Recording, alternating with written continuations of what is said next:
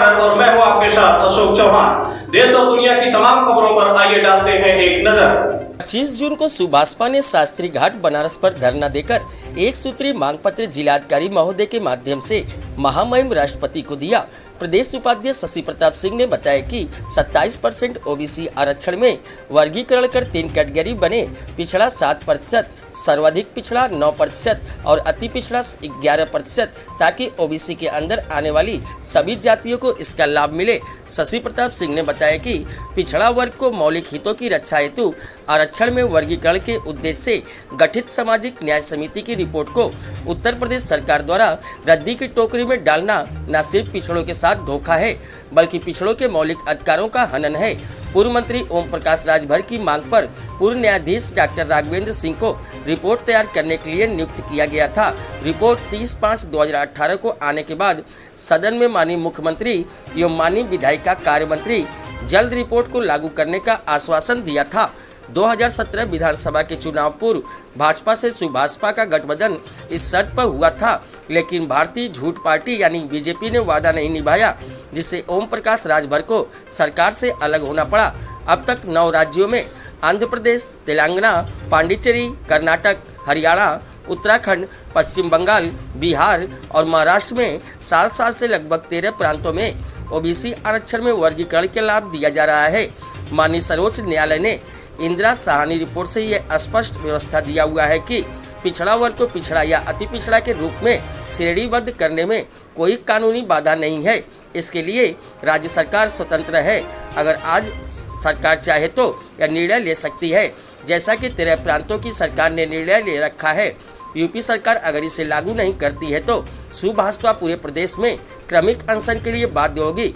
प्रमुख रूप से रमेश राजभर, चंदन विश्वकर्मा, सुरेंद्र राय, जागेश्वर राजभर, छप्पन राजभर, सुमित राजभर, साचू राजभर, दिनेश देव राजभर, गुलाब पटेल, विजेंद्र पाल, सुमित राजभर, राजकुमारी जी, गोपाल राजभर, दुर्गा राजभर, प्रदीप राजभर मौजूद रहे। भारतीय समाज पार्टी में प्रदेश महासचिव हूँ। आज शास्त्री घाट पर आपने धरना दिया, किस विषय को लेकर धरना दिया है? 27% में जो 3 कैटेगरी बनी है उसी की मांग पे हम धरना दे रहे हैं। क्या चाहते हैं आप वर्तमान सरकार से? वर्तमान सरकार से ये चाहते हैं, जो गरीब स्वर्ण आरक्षण को उन्होंने 72 घंटे में इम्प्लीमेंट किया है, उस पर हमारे भी 27% में जो 3 कैटेगरी है उसकी पूरी मांग की जाए, उसको भी पूरी तरीके से लागू किया जाए। क्या रणनीति होगी आगे की? रणनीति ये होगी कि हम अपने राष्ट्रीय नेतृत्व जो आदेश भारतीय समाज पार्टी आज ये किस प्रकार का आप लोग प्रोटेस्ट कर रहे हैं और क्या मांगे?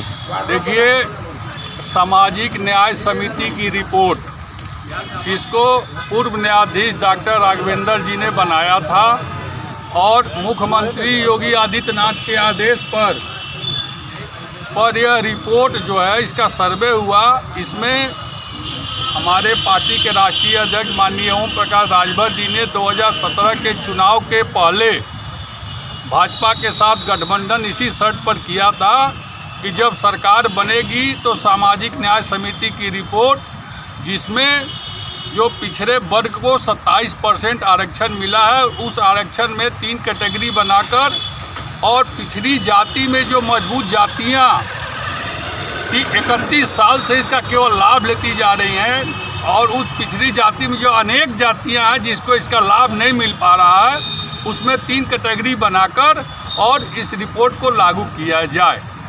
लेकिन सरकार आज तक इस रिपोर्ट को लागू नहीं किया है और उसको रद्दी की टोकरी में डाल दिया है, और उसी वजह से, इसी रिपोर्ट को नहीं लागू करने की वजह से हमारे राष्ट्रीय अध्यक्ष जी ने सरकार से अपना अलग होकर अपना आंदोलन को, आज उसी आंदोलन के तहत हम लोग सामाजिक न्याय समिति की रिपोर्ट सरकार लागू करे, अन्यथा यह कार्यक्रम आज अल्टीमेटम है सरकार को। इसके बाद हम लोग तिथि तारीख तय करके क्रमिक धरना देने का काम पूरे प्रदेश के जिला मुख्यालय पर करेंगे।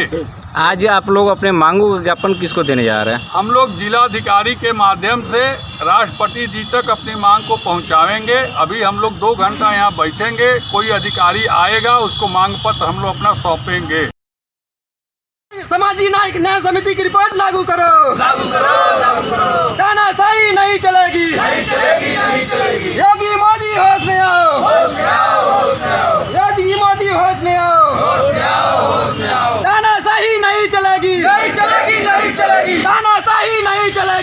चलेगा।